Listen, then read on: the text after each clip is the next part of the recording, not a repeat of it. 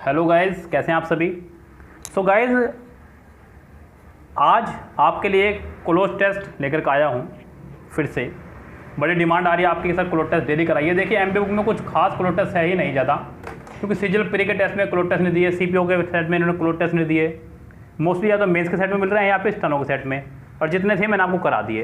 लेकिन फिलहाल ये मेरे सामने आया है एक क्लोज टेस्ट, इसको मैं आपको करा रहा हूँ सोल्व। बहुत प्यारा क्लोज टेस्ट है, बहुत सुंदर। देखते हैं क्या कह रहा है, ध्यान से देखिएगा।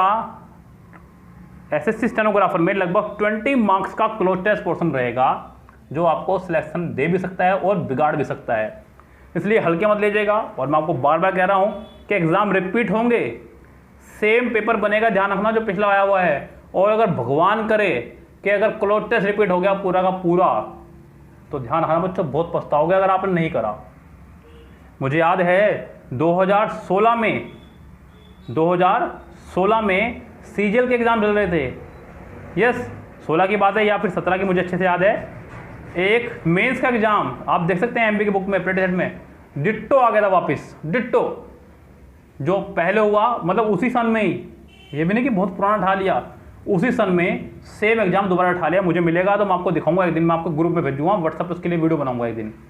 2 सेट पेपर को सेम, जरा भी अंतर नहीं था, एक भी क्वेश्चन चेंज नहीं था। बच्चों सोचो, जिन बच्चों ने सोल्व करा होगा बैठ के अपने कोचिंग में, उनकी क्या बल्ले बल्ले हुई होगी, क्या मजे आए होंगे उनके। आप लोग सोच नहीं सकते अगर एक क्लोज टेस्ट रिपीट हो गया तो हल्का है या भारी, करना ही है। तोते की तरह रट्टे मार लेने, ध्यान रखो आप उसको। अगर पूरा रिपीट हो गया और उसके बाद भी आप 10 में से 10 नंबर नहीं ला रहे तो बहुत गंदी बात है। चलिए फिलहाल चलते हैं आपके क्लोज टेस्ट पे। क्या कह रहा है क्लोज टेस्ट में भाई? वो कह रहा है कि no Indian irrespective of his color or creed, he has been able to escape completely from the institution of caste। दिए गए सभी वर्ड्स को याद रखते रहा करें। पहले उसने कहा irrespective, कलर, क्रीड और इंस्टीट्यूशन, ये आपको आगे नंबर देंगे, ध्यान रखना। Of caste, its laws, plural लगाया ना आपने, तो प्लूरल वर्ड ढूंढिए कहाँ है। वो सिर्फ और सिर्फ हैव में ही तो है।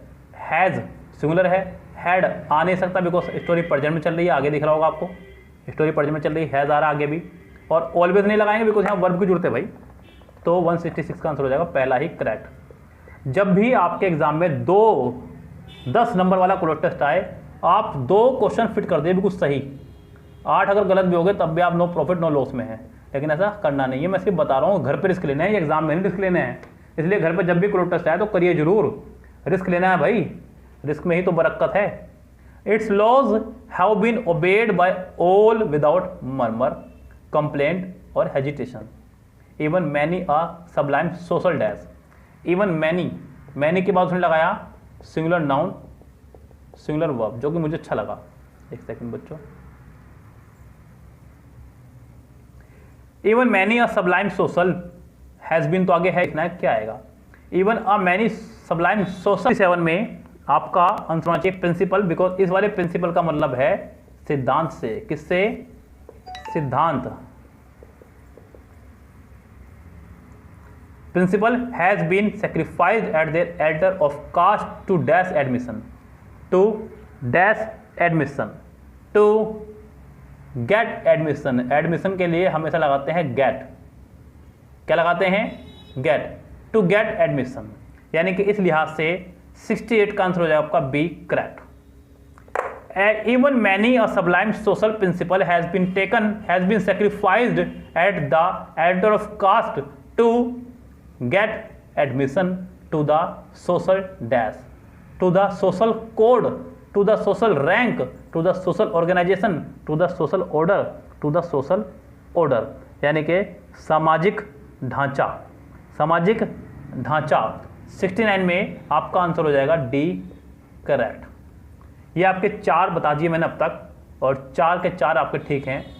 इन all ages anti cast movements dash launched. बच्चों यहाँ पे फिर से आनी है प्लूरल वर्ब। क्या आनी है? Plural verb. In all ages anti caste movement dash launch. Is आपके सिंगुलर वर्ब है, वोज आपके सिंगुलर वर्ब है, हेड लगाने से थर्ड फॉर्म चाहिए आपको, यहाँ पे वो वर्ड लगाइए। क्योंकि सेंटेंस पैसिव में जा रहा है। किस में जा रहा है? सेंटेंस पैसिव में जा रहा है। क्योंकि कैसे पता चला? आपने कहा anti caste movement. Anti caste movement मतलब एंटी कास्ट आंदोलन, यानी कि ये एक रिसीवर सब्जेक्ट है। क्या है आपका? ये रिसीवर सब्जेक्ट। एक होता है डूअर सब्जेक्ट। डूअर सब्जेक्ट मतलब जब कोई काम खुद कर रहे हो, रिसीवर मतलब जो कोई काम खुद ना हो रहा हो। ये एक रिसीवर सब्जेक्ट है। तो यहाँ पे आपको पैसिव बनाना होता है सेंटेंस। इस सेंटेंस में 70 में आंसर हो जाए आपका वर कर रहा है। हेड लगाने से सेंटेंस एक्टिव बन जाता, हालांकि हेड भी आ सकता था। वर लॉन्च्ड बट दे वर। अब तो पक्का यहाँ पे वर आना है, क्योंकि सेंटेंस में बट के बाद भी वर लगाया है। कई बार मैं चिक चिक के बता चुका हूं कि एंड बट और के दोनों तरफ सेंटेंस का फॉर्मेशन रहता है सेम। अब तो आप श्योर हो जाइए कि हमने जो करा वो ठीक था। They were rendered futile, useless, ineffective, powerful. They were rendered ineffective, यानी कि अप्रभावकारी रहे वो सभी के सभी आंदोलन। Due to the inherent strength of the depth of caste. Due to the, बच्चों अभी मैंने आपको कहा था कि स्टोरी को ढंग से पढ़ लीजिएगा। अगर आप पहले ही पैरे में चले तो दूसरी लाइन में उसने कहा इंस्टीट्यूशन ऑफ कास्ट। याद है? दिख रहा है आपको साफ साफ? तो यानी कि यहाँ पे आपके फ्री के नंबर हैं 72 में। सी आंसर लगा दीजिए, आंख मिच के अंधों की तरह बिल्कुल। 72 का सी आंसर है, institution of caste. It remained as dash as ever. It remained as firm. Firm बोलते हैं दृढ़ को। किसको बोलते हैं? दृढ़ को। It remained as firm as ever as an institution. अब तो पक्का है कि आपका 72 का सी सही है। इंस्टीट्यूशन थर्ड बार इस्तेमाल हो रहा है। As an institution of social control it has always been and. बच्चों यहाँ पे गौर कीजिएगा, सेंटेंस में क्या करना चाह रहा है वो।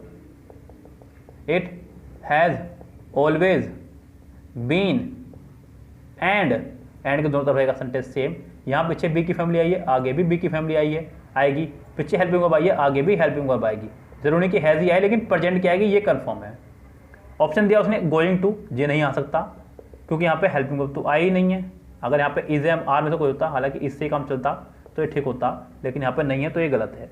अगला है कंटिन्यू टू बी। यहाँ भी कोई हेल्पिंग वर्ब नहीं आई है, सिर्फ कंटिन्यू लगाया डायरेक्ट, ये भी बाहर है। अगले में है helping verb will continue to be. इसका आंसर हो जाएगा आपका सी करेक्ट। 74 का आंसर हो जाएगा C correct. It has always been and will continue to be a hindrance in the development of social consciousness और national awakening, यानी कि समाज को जगाना। तो इसका आंसर हो जाएगा आपका 75 का ए करेक्ट। फटाफट से सभी के आंसर देख लीजिए एक बार। 66 का था ए, 67 का था डी, 68 का था आपका बी, 69 का डी, 70 का डी, 71 का सी, 72 का सी, 73 का ए, 74 का ए सी, 75 का आपका हो जाएगा यहाँ पे ए। ये थे आपके सभी के सभी आंसर। ए 3 बार आया है, डी 2 बार आया है 3 बार, बी 1 बार आया है और सी 3 बार आया है। अगर आपने तुक्के भेड़ने की कोशिश करी ए बी सी में से भी तो भी आप फ़ायदा कमा सकते थे, लेकिन तुक्का भेड़ना नहीं है बच्चों। आपको इतनी अच्छी तरह से हम लोग पढ़ा रहे हैं तो क्या अब भी आप तुक्का भेड़ेंगे क्या? तुक्का भेड़ने के लिए थोड़ा आपको पढ़ा रहे हैं यहाँ बैठ कर कितनी अच्छी तरह से, आपके लिए इतनी मेहनत कर रहे हैं। लगातार मेहनत करने का सिर्फ और सिर्फ एक ही कारण है कि आप लोग अच्छे से अच्छे नंबर लेकर के आए एग्जाम के अंदर, इसलिए नहीं कि मतलब आप तुक्का भेड़ें एग्जाम में जा करके। तो बच्चों ये था आपका 1 किलो टेस्ट। कोशिश इच्छा थी कि मैं 2 किलो टेस्ट कराऊँ, लेकिन मैंने एक ही कराया किलो टेस्ट, जिससे कि आप इसको घोल करके पे जाएँ। फिर मैं आपको कराऊंगा नेक्स्ट किलो टेस्ट। ये था आपका एसएससी स्टेनोग्राफर 2014 से 1 किलो टेस्ट। सेट पेपर मैं आपको पहले बता चुका था, अभी मैं भूल चुका हूँ। फिलहाल चलते हैं, आपसे लेते हैं विदा। Goodbye, have a nice day.